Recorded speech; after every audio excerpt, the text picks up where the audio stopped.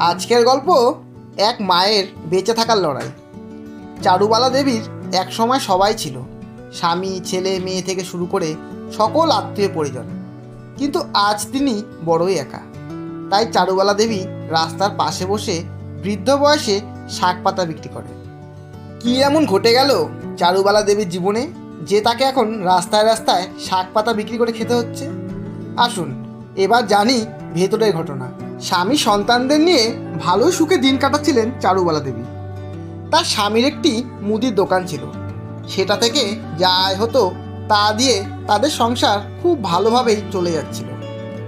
চারুবালা দেবীর এক ছেলে, এক মেয়ে। ছেলে মেয়েদের লেখাপড়া করিয়েছেন ভালো স্কুলে, ভালোই যাচ্ছিল দিনগুলো। তিনি নিজে না খেয়ে ছেলে মেয়েদের সমস্ত পছন্দের জিনিস খাওয়াতেন। সন্তানরাও মা বাবা ছাড়া কিছুই বুঝতেন না।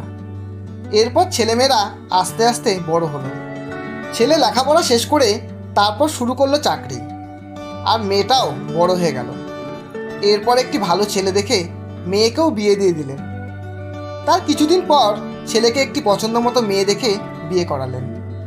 এখন ছেলে মেয়ে দুজনেই সুখে সংসার করছে। এদিকে বুড়ো বুড়িও আনন্দে দিন কাটাচ্ছিলেন। তাদের এখন শুধু সুখের সময়, কিন্তু তাদের এই সুখ বেশি দিন স্থায়ী হয়নি। এরই মধ্যে হঠাৎ করে এক রাতের জ্বরে চারুবালা দেবীর স্বামী মারা গেলেন। সুখের জীবনে নেমে এলো অন্ধকার। স্বামীর মৃত্যুর কিছুদিন পরই ছেলের জন্য ঘরে আনা রাজকন্যা রাজত্ব দখলের পায়তারা শুরু করলো। একদিন রানীকে হটিয়ে রাজকন্যা ঠিকই রাজত্ব ছিনিয়ে নিল। বুড়ি রানীর নিজের প্রাসাদে কোনো ঠাঁই হলো না। অন্যদিকে রানীর মেয়ে অন্য রাজ্যে গিয়ে রাজত্ব হারানো রানীকে আর চেনে না। ভাগ্যের কি নির্মম পরিহাস! কিন্তু রানী হাল ছাড়েনি। নিজের সন্তানদের কাছে পরাজিত হলেও নিজের বিবেকের কাছে কখনো পরাজিত হননি। সব কিছু হারিয়ে অন্যের দুয়ারে গিয়ে সাহায্যের জন্য হাত বাড়াননি। নিজের শেষ সময়টা চালাচ্ছেন নিজের রোজগারের টাকায়। তিনি রাস্তার পাশে বসে শাক পাতা বিক্রি করেন। সেখান থেকে যা উপার্জন হয় তা দিয়েই কষ্ট করে হলেও চালিয়ে যাচ্ছেন। এত ঝড়ঝাপটা সয়েও তিনি লড়াই চালিয়ে যাচ্ছেন। স্যালুট তোমায় মা! সব কিছুর কাছে পরাজিত হলেও তুমি নিজের বিবেকের কাছে কখনো পরাজিত হওনি। এখনও মাথা উঁচু করে বেঁচে আছো।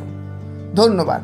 গল্পটি যদি ভালো লাগে একটা লাইক অবশ্যই দেবেন, এবং বন্ধু ও প্রিয়জনদের শেয়ার করে চ্যানেলটি সাবস্ক্রাইব করে পাশে থাকবেন।